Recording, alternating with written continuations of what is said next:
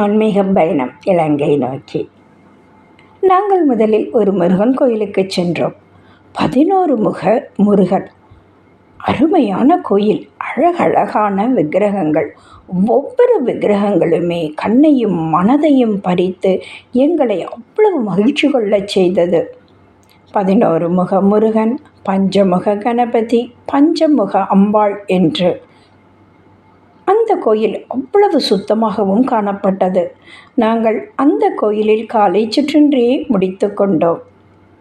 அந்த கோயில் அவ்வளவு அழகாக மனதை கவரும் விதத்தில் இருந்ததால் பஞ்சமுக கணபதியெல்லாம் தரிசித்து கொண்டு வேண்டிய அளவு புகைப்படம் எடுத்து மகிழ்ந்தோம்.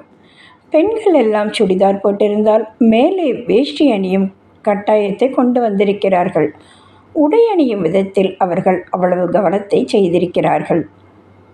அதற்கடுத்து நாங்கள் சென்ற இடம் முன்னேஸ்வரர் கோயில். முன்னேஸ்வரர் கோயில் பிரம்மஹஸ்தி தோஷமுள்ள கோயில் என்று சொல்லப்படுகிறது.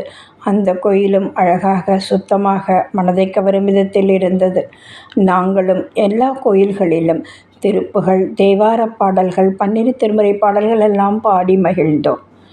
அந்த முன்னேஸ்வரர் கோயிலுக்கு எதிரில் உள்ள அழகான சிறிய சிவன் கோயில், அந்த கோயிலையும் கண்டுகளித்தோம்.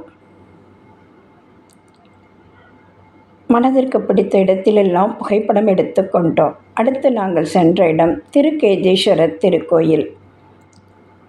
இந்த கோயிலிலும் நாங்கள் விரும்பிய வண்ணம் புகைப்படம் எடுத்துக்கொண்டோம். ஒவ்வொரு கோயிலும் அவ்வளவு சுத்தமாக அழகாக பராமரிக்கப்படுகிறது. கோபுரத்தில் உள்ள சிற்பங்கள் எல்லாம் அவ்வளவு அழகாக சேர்க்கப்பட்டிருக்கிறது.